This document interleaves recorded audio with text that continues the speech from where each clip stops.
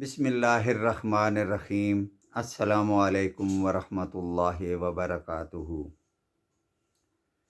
ترجمہ قرآن مجید کا سلسلہ آگے بڑھاتے ہوئے آج ہم سورہ انعام کی آیت نمبر 143 سے 148 تک کا ترجمہ پڑھیں گے۔ آیت نمبر 143۔ پیدا کیے اللہ تعالیٰ نے 8 نر اور مادہ، یعنی بھیڑ میں 2 قسم اور بکری میں 2 قسم۔ آپ کہیے کہ کیا اللہ تعالیٰ نے ان دونوں نروں کو حرام کیا ہے، یا دونوں مادہ کو، یا اس کو جس کو دونوں مادہ پیٹ میں لیے ہوئے ہیں؟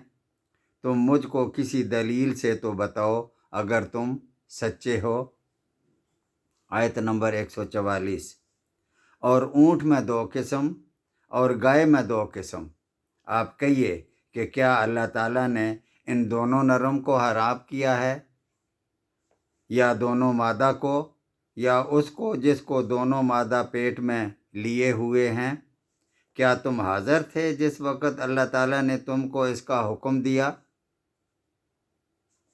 اور اس سے زیادہ کون ظالم ہوگا جو اللہ تعالیٰ پر بلا دلیل جھوٹی تہمت لگائے تاکہ لوگوں کو گمراہ کرے؟ یقیناً اللہ تعالیٰ ظالم لوگوں کو راستہ نہیں دیتا۔ آیت نمبر 145۔ آپ کہہ دیجئے کہ جو کچھ احکام بذریعہ وہی میرے پاس آئے ان میں تو میں کوئی حرام نہیں پاتا کسی کھانے والے کے لیے اور جو اس کو کھائے، مگر یہ کہ وہ مردار ہو، یا کسی کا بہتا ہوا خون ہو، یا خنزیر کا گوشت ہو، کیونکہ وہ بالکل ناپاک ہے، اور یا جو شرک کا ذریعہ ہو کہ غیر اللہ کے لیے نامزد کیا ہوا ہو۔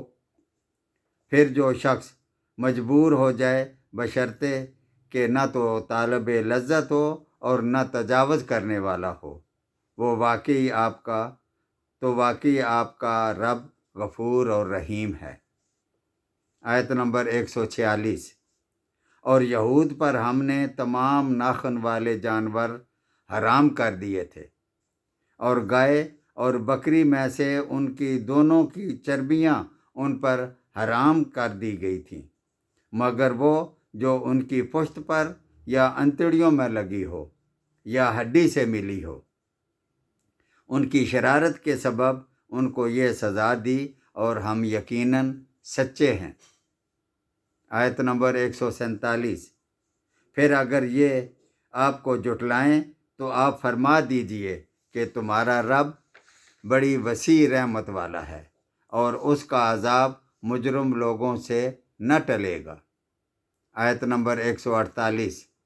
یہ مشرکین یوں کہیں گے کہ اللہ تعالیٰ کو منظور ہوتا تو نہ ہم شرک کرتے اور نہ ہمارے باپ دادا، اور نہ ہم کسی چیز کو حرام کہہ سکتے۔ اسی طرح جو لوگ ان سے پہلے ہو چکے ہیں انہوں نے بھی تکذیب کی تھی، یہاں تک کہ انہوں نے ہمارے عذاب کا مزہ چکھا۔ آپ کہیے کہ کیا تمہارے پاس کوئی دلیل ہے جو اس کو ہمارے روبرو ظاہر کرو؟ تم لوگ محض خیالی باتوں پر چلتے ہو، اور تم بالکل اٹکل سے باتیں کرتے ہو۔ صدق اللہ العظیم۔